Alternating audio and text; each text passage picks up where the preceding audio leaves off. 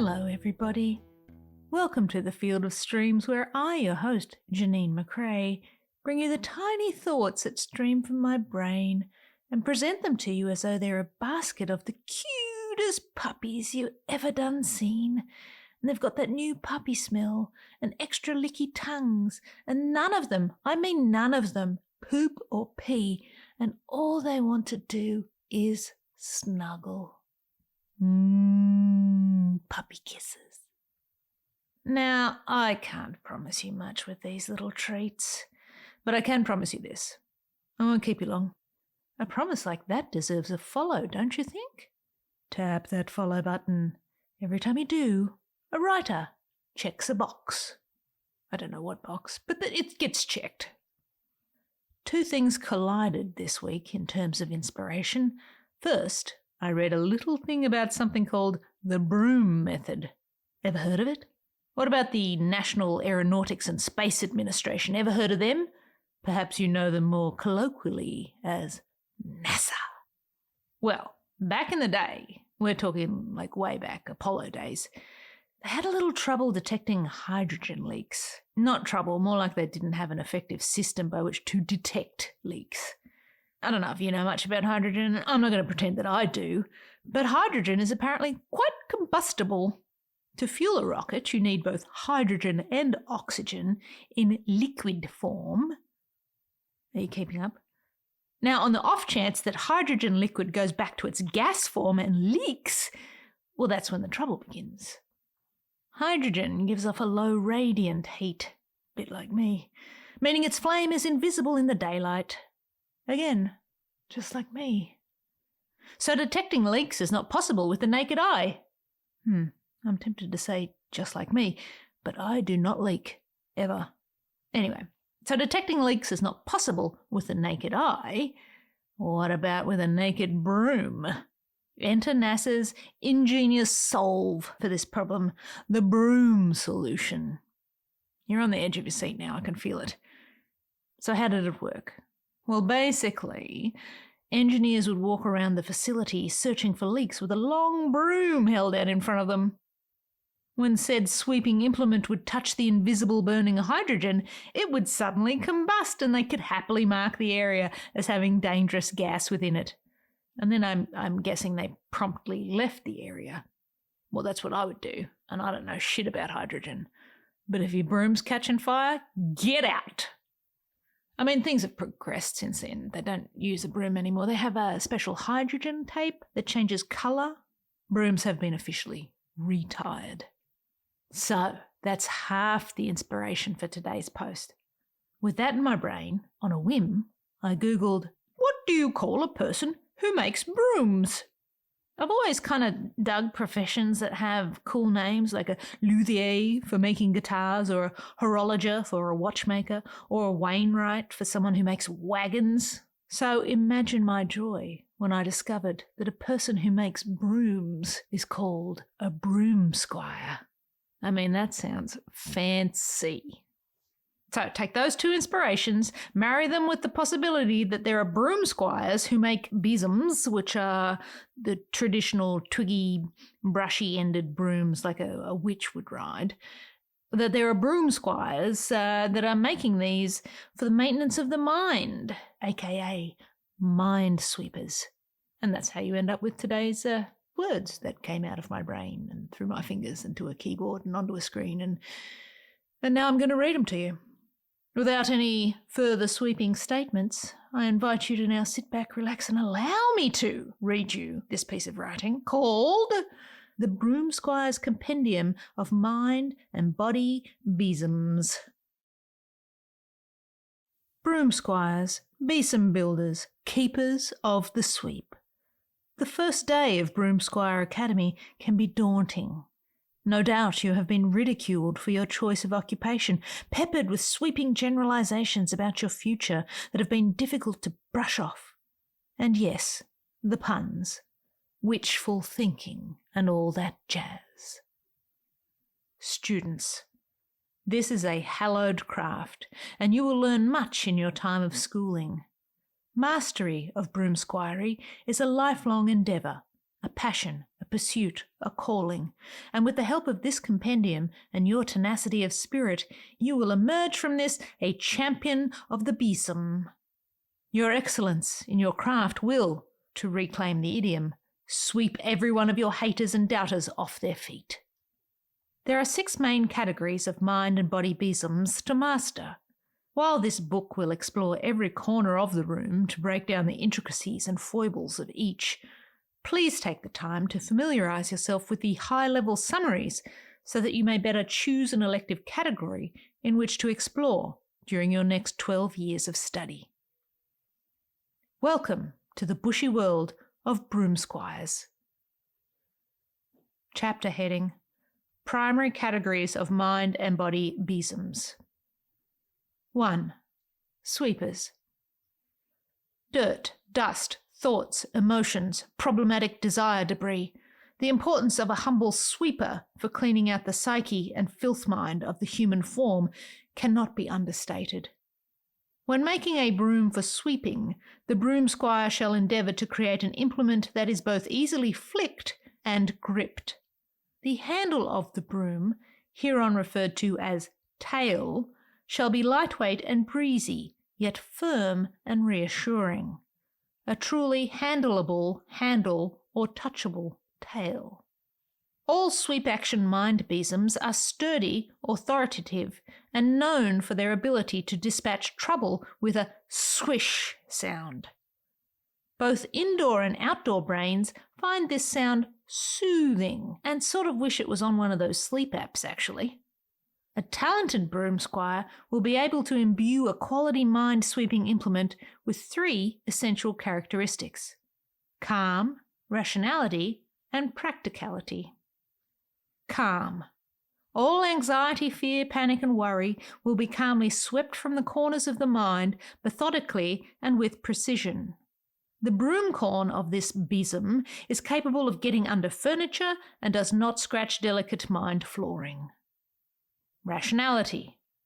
The sweeping action will establish patterns that push the mind debris about a bit, enabling the operator to examine and pick out the useful fluffs and stuffs before the rest is consolidated in a central location. Practicality. The sweeper directs the pile of mind doesn't matter toward the centre of the space into a pile which is then swept into an artisanal dustpan crafted by a skilled pan squire. Caution. In the hands of an unskilled broomsquire in training, a freshly stretched sweeper may take on a 4th and unwanted trait, that of avoidance. In these cases, while still sweeping, the operator is compelled to sweep troubles, desire debris, anger, worries about money, etc., under nearby rugs. Sweeping, yes. Toward a good outcome, no.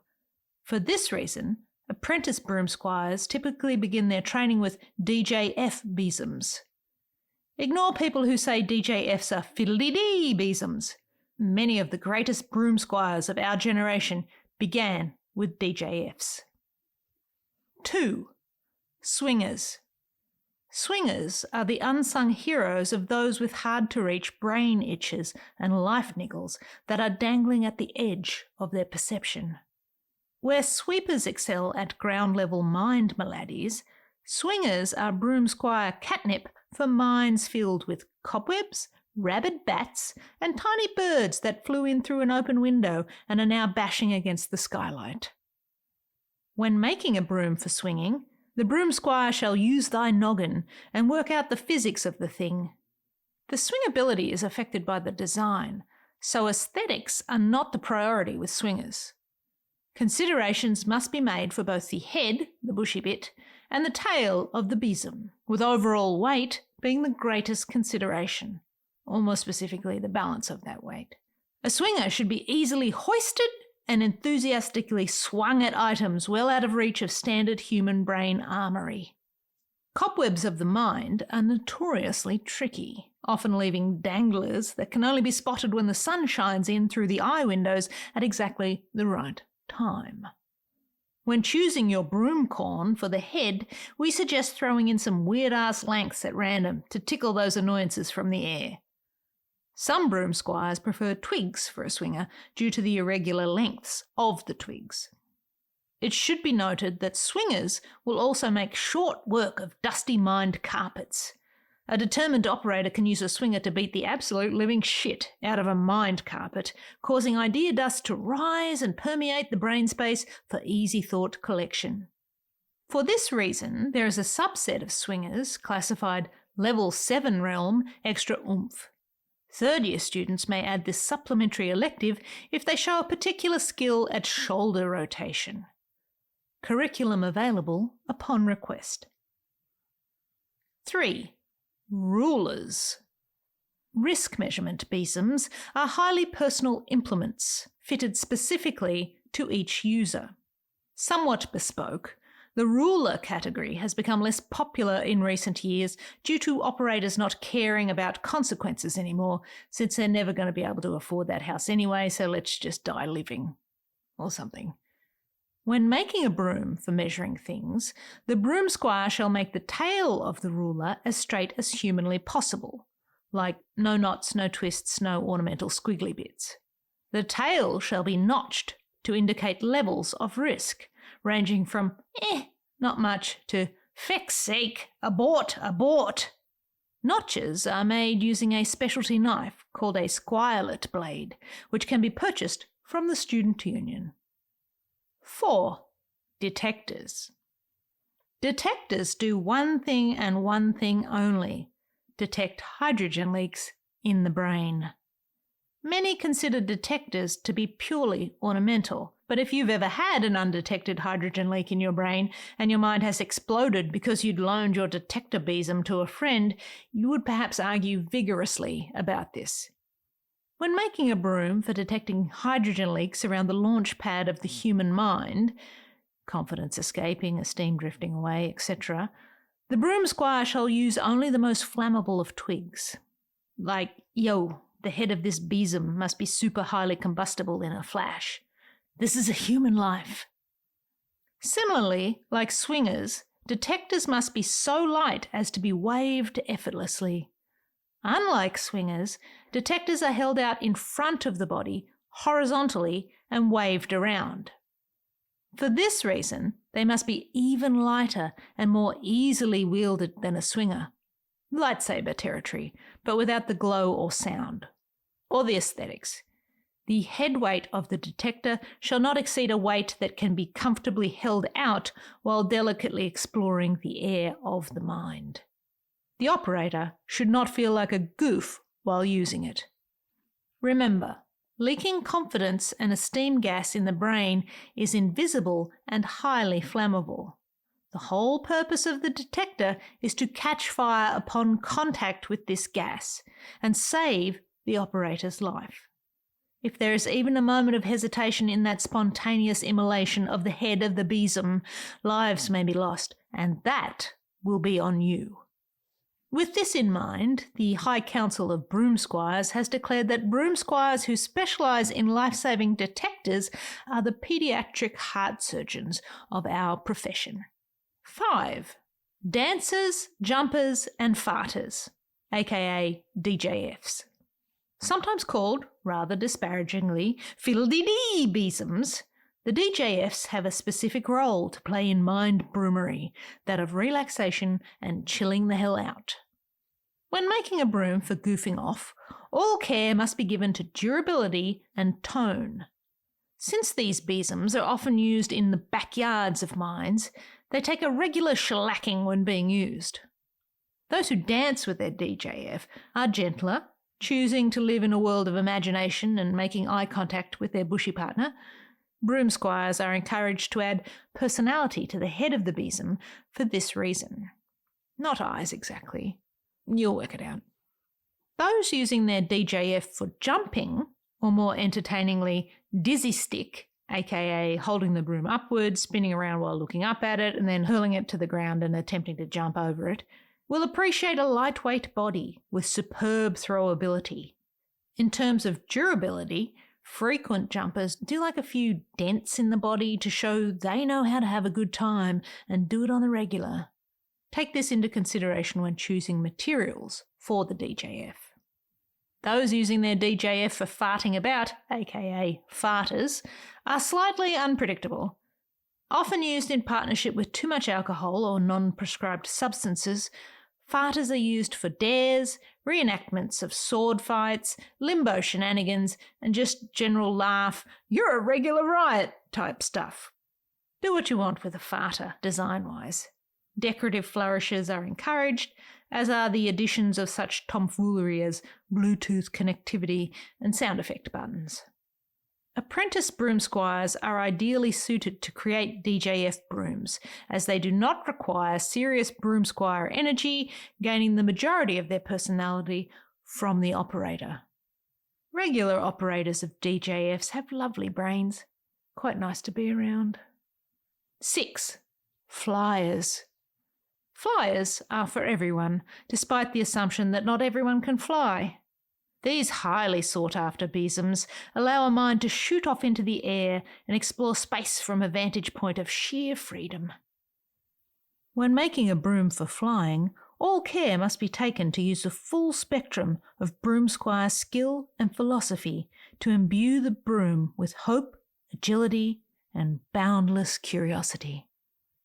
The head of the flying broom shall look all witchy and shit, like as witchy as you can make it. Bog standard Hollywood Halloween silhouette kind of deal. Use only the best broom corn and brushy twiggery for this little hot rod.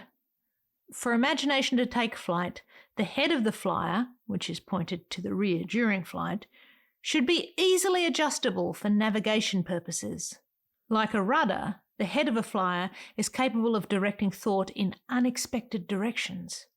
For this reason, it is recommended the Broomsquire use a variety of broom corns and twigs in its creation. Perhaps throw some silver birch in there?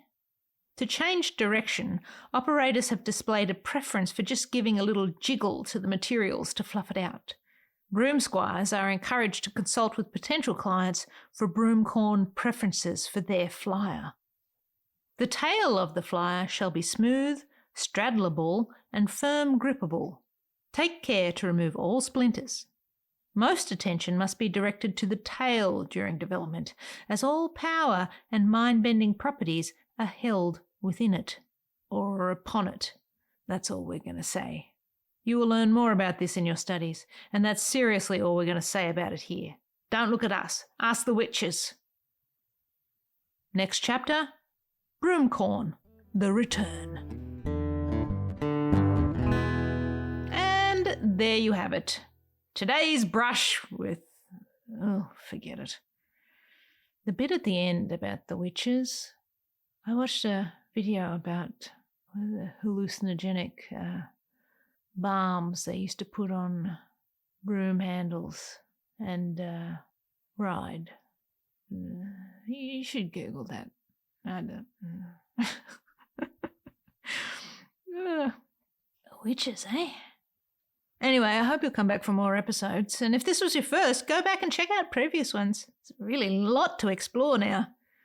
Remember, these missives are designed to inspire creative folk to get out there and make something of their own. Because if I can do it, anyone can. Seriously. If you have enjoyed what you've heard, please follow the podcast so that you get notifications of new episodes. And do sign up to read my writing at janeemccrae.substack.com. But for now, I'll leave you with this. Love what you love, and I'll see you out there making stuff.